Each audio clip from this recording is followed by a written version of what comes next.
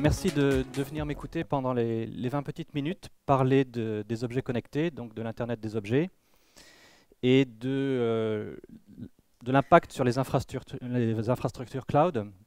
C'est-à-dire, on va regarder ensemble les objets connectés, comment ils se connectent à Internet, et pourquoi faire, et qu'est-ce que ça implique.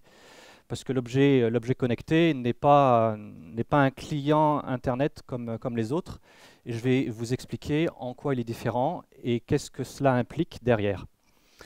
Donc, en ce qui me concerne, pour savoir à qui vous avez affaire, donc je m'appelle Vincent Perrier.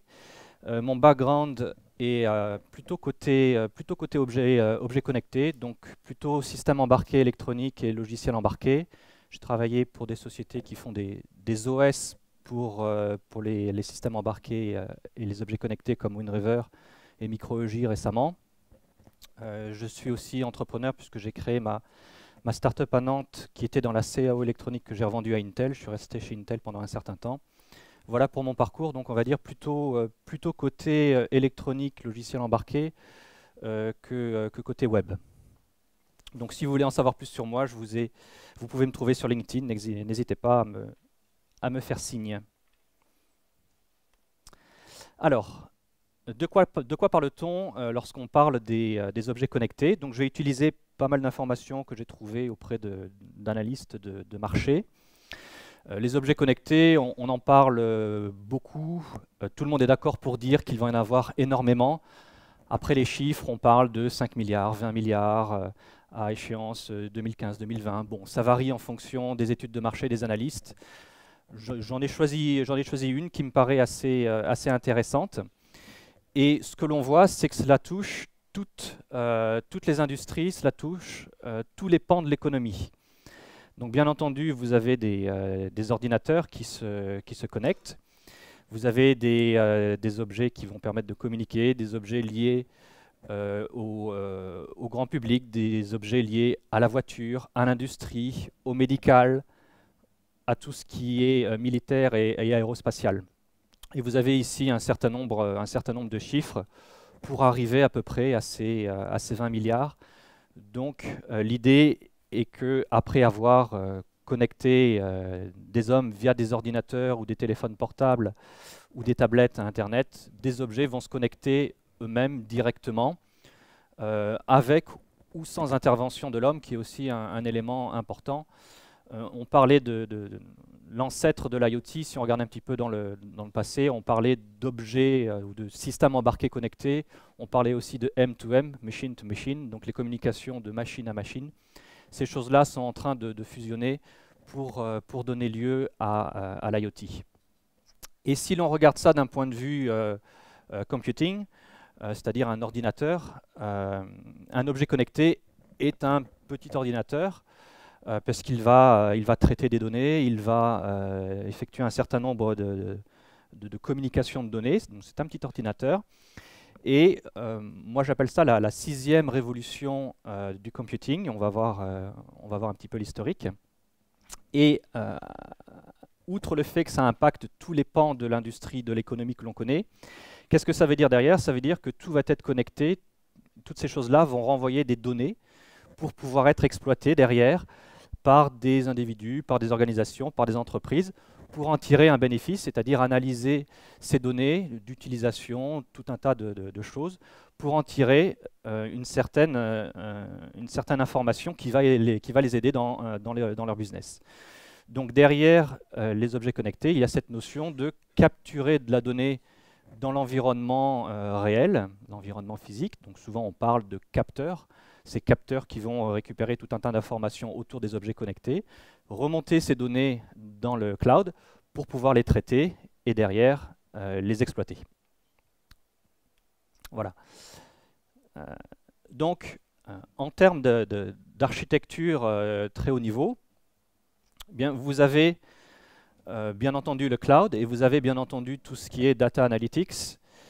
Ces aspects-là vont pas changer. Vous avez déjà aujourd'hui des services, des technologies qui font du big data, qui font de l'analyse de données, du stockage de données. On va utiliser les mêmes pour l'IoT. Ça, cette partie-là ne va pas changer. Par contre, ce qui va changer, c'est tout ce qui est côté client. quand vous prenez votre PC, votre smartphone, votre tablette, vous la connectez sur Internet, c'est des choses qui sont maîtrisées, c'est des protocoles qui sont connus, c'est des réseaux en général large bande. Voilà, quand vous allez arriver sur l'objet connecté, toutes ces choses-là vont changer. Déjà, vous pouvez avoir un objet connecté. Là, j'ai montré la voiture ou une ville intelligente qui va se connecter directement à Internet. C'est possible, mais la plupart ne vont pas se connecter directement à Internet parce qu'ils vont passer par des différents types de réseaux qui ne leur offrent pas une connexion Internet suffisante ou une bande passante suffisante ou une portée de communication suffisante. Donc, ils vont passer par un intermédiaire qu'on appelle une gateway, une passerelle. Ou quand c'est par exemple votre montre connectée ou des capteurs sur un vélo, ça peut passer par votre téléphone portable qui peut faire office de passerelle. On parle de compagnon en général. Vous allez avoir votre montre qui parle en Bluetooth à votre téléphone et le téléphone va lui-même être connecté en Wi-Fi ou en 4G à Internet. Voilà. Donc il va y avoir comme ça des premiers changements. Les autres aspects qui sont importants au niveau du traitement de la donnée, donc j'ai expliqué tout ce qui est big data dans le cloud, ça ne va pas changer. Je ne vais pas du tout aborder ce point-là. Déjà, je ne suis pas un spécialiste, mais ce sont les mêmes éléments. Par contre, ce qu'il faut savoir, c'est que c'est peu probable que toutes les données issues des objets connectés et issues des capteurs se retrouvent d'un coup comme ça dans le cloud. Déjà, je pense que ça ferait trop de données, certainement pas assez de données pertinentes. Donc, il va y avoir un premier traitement, un premier filtrage, une première analyse de données locale, peut-être au niveau de l'objet lui-même ou au niveau de gateway. Et c'est ce que l'on appelle communément le fog computing. Un petit peu ce brouillard que l'on va trouver, qui va faire un premier traitement de données, un premier filtrage, avant de renvoyer ça dans le cloud pour une analyse big data. Donc, qu'est-ce que ça veut dire? Ça veut dire que vous avez une certaine intelligence pour la capture, l'analyse, le traitement de la donnée au niveau de l'objet et au niveau de ce qui fait office de gateway. D'accord? Donc, il ne faut pas penser nécessairement un objet connecté comme un simple capteur qui ne fait rien du tout. Il y a de fortes chances que l'objet connecté, il ait un processeur, il ait des moyens de stockage d'informations, il ait des moyens de traitement d'informations et des moyens de communication. D'accord? Mais ça ne va pas non plus être un smartphone. Alors, je reviens sur cette notion de sixième révolution du computing. Donc, avant, il y avait des ordinateurs qui n'étaient pas connectés à Internet. Il y avait des réseaux, mais ce n'était pas Internet. C'était les mainframes, c'était les minis, c'était les PC jusqu'aux années 90. Et donc, la quatrième révolution, dans les années 2000, ça a été le premier Internet, l'Internet des PC et des serveurs, qui est toujours là, qu'on connaît très bien. Et si on regarde un peu les caractéristiques des clients, c'est-à-dire de ces ordinateurs qui se connectent à Internet, et si on regarde trois éléments principaux de leurs caractéristiques, leur OS, leur processeur, le moyen de connectivité, ben c'est des choses qu'on peut identifier très clairement. On va dire un PC, un Mac ou un serveur, ben aujourd'hui c'est du Windows ou c'est des Linux en termes d'OS. A priori, c'est de l'Intel pour 90% des ordinateurs en termes de processeurs. Et vous allez être connecté en Ethernet ou en fibre optique ou voilà, à des moyens de communication très large bande. Donc la cinquième révolution, c'est pas si longtemps, l'Internet des mobiles, donc les smartphones, les tablettes. Vous avez eu un nouveau type de client qui était différent de votre laptop, qui était différent de votre desktop, qui a vu des nouveaux OS émerger. Aujourd'hui, on sait très bien quels sont les OS dominants. Vous avez Android d'un côté, vous avez iOS de l'autre. Intel a raté complètement ce virage-là, j'y étais, donc c'est à leur grand désespoir, mais ils ont laissé le marché à d'autres. Donc ce sont des architectures de chez ARM. Si vous ne connaissez pas, c'est une faiblesse, c'est-à-dire que ce n'est pas un fondeur, ils ne vendent pas des composants, mais ils vendent de la propriété intellectuelle à partir desquelles les fondeurs créent les processeurs, des gens comme Qualcomm, comme Samsung ou autres. D'accord ? Et ils en vendent des millions et des millions, bien plus qu'Intel. Et derrière, la connectivité était aussi changeante. C'est surtout du Wi-Fi, de la 3G, de la 4G. Voilà. Et dans cette sixième révolution, donc l'Internet des objets ou l'Internet du moi connecté, où il va y avoir plein de petits ordinateurs qui auront un OS, qui auront un processeur, qui auront de la connectivité. Aujourd'hui, on est sûr d'à peu près pas grand-chose. En termes d'OS, on ne sait pas.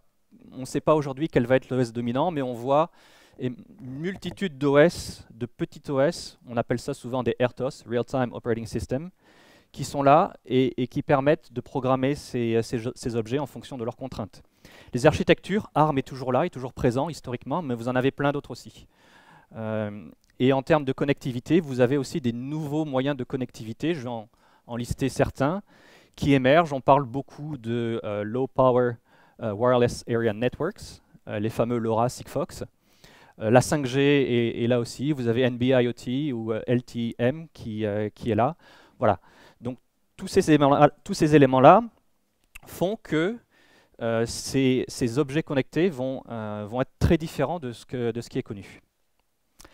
Alors si on regarde un petit peu plus, qu'est-ce qu'il va y avoir dans cet objet connecté? Quelle est son anatomie? On parle de petit ordinateur, mais qu'est-ce qu'il y a dedans et en quoi il est différent? Donc c'est ce que je disais, hein, ce n'est pas forcément un capteur tout bête. Ce n'est pas forcément un capteur de fumée qui se contente d'émettre une alarme sur un petit réseau.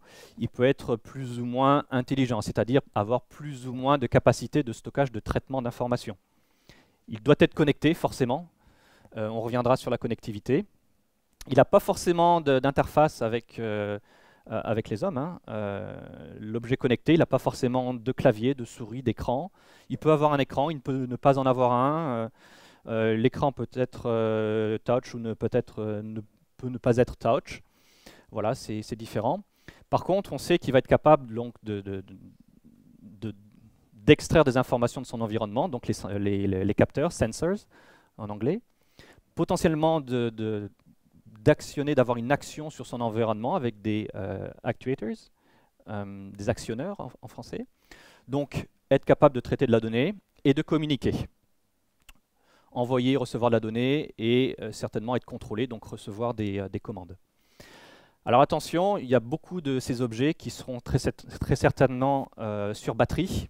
Donc beaucoup vont être sensibles à la consommation d'énergie. Donc c'est un élément de design qui va être très important, la durée de vie de la batterie. Si vous mettez des objets dans des champs, dans une ferme ou au fond de l'océan, vous n'allez pas aller changer les piles tous les mois. Donc c'est des éléments très importants. Et lorsque vous êtes dans des grands volumes, lorsqu'on parle de millions, de milliards d'objets, notamment dans des marchés de l'électronique grand public, ce sont des objets qui sont très sensibles au coût. Et tout ça, le coût, la consommation d'énergie, ça a des impacts directs sur le type de connectivité, le type d'OS, le type de processeur, la quantité de mémoire que vous allez pouvoir être capable de choisir. Donc, lorsqu'on parle de processeurs, donc on est très loin des Intel Core, i3, i5 avec du gigahertz. Hein. On va parler de petits microprocesseurs ou petits microcontrôleurs. Des architectures de plus en plus 32 bits, mais vous avez encore du 8-16 bits. Donc on va parler de fréquences de 50 à 200 MHz. On va parler aussi de RAM, mais on va la compter en kilobytes. Hein, souvent, on va parfois en mégabytes, mais certainement pas en gigabytes. Et en termes de stockage, donc vous n'attendez pas à trouver un disque dur ou un SSD dans un objet connecté. Vous aurez certainement de la ROM ou de la flash, peut-être une carte SD si vous êtes chanceux. Et là aussi, on va la compter en kilobytes ou en mégabytes, certainement pas en gigabytes. Donc tout ça, ça a un impact très important sur la manière dont vous allez concevoir l'objet, qu'est-ce que vous allez pouvoir mettre dedans, le type de logiciel que vous allez pouvoir exécuter dans cet objet. Et donc vous allez, avec ces specs-là, vous n'allez pas être capable de faire tourner Windows, vous n'êtes pas être capable de faire tourner Android. Même le dernier Android Things, c'est pour des gros objets bien costauds. Ce qu'il faut savoir, c'est qu'en dessous d'Android, vous avez un Linux, d'accord? Et qu'un Linux, il lui faut un processeur bien costaud, il lui faut pas mal de mémoire. Alors la connectivité, je parlais de la connectivité directe. Si elle est directe, nécessairement, ça doit passer par des protocoles IP, donc TCP ou UDP. Et si elle est indirecte, on passe par la gateway ou le compagnon, comme on a vu tout à l'heure. J'ai parlé que la plupart des réseaux seront a priori wireless, très certainement low power et très certainement à bande passante étroite. Hop.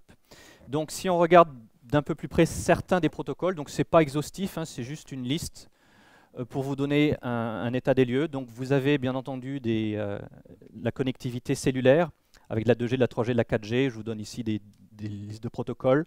Vous avez les fameux LoRa, Sigfox, Low Power One, et il y en a d'autres, notamment avec les nouvelles normes LTE, NB-IoT et LTE-M.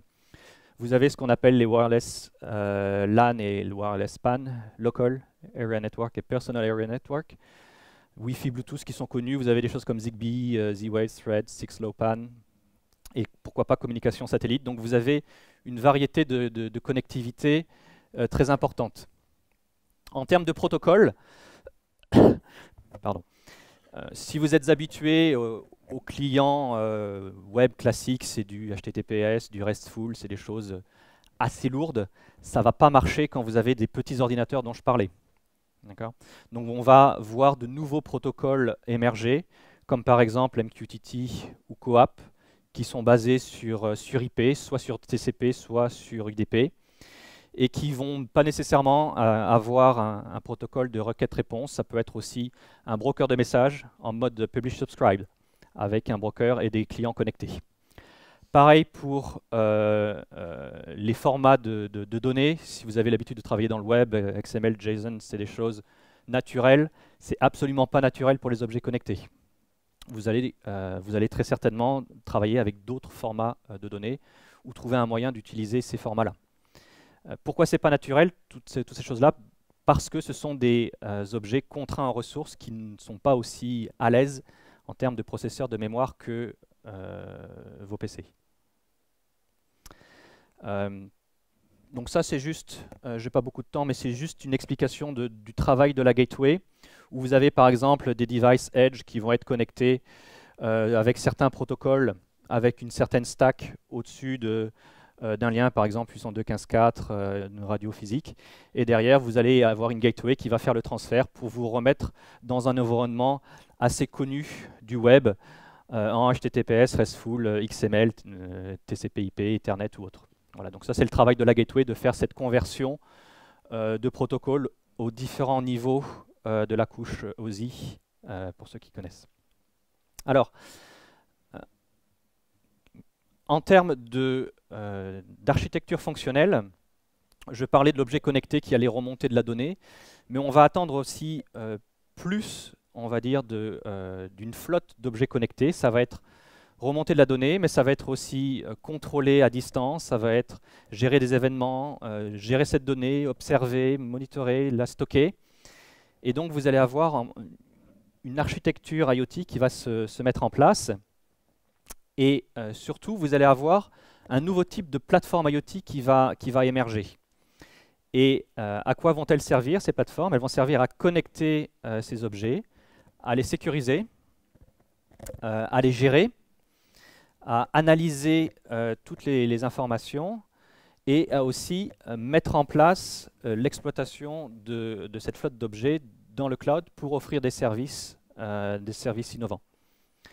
Donc ce n'est pas juste prendre un objet, prendre une donnée et la renvoyer vers le cloud. Vous avez beaucoup de services à mettre en œuvre dans la plateforme.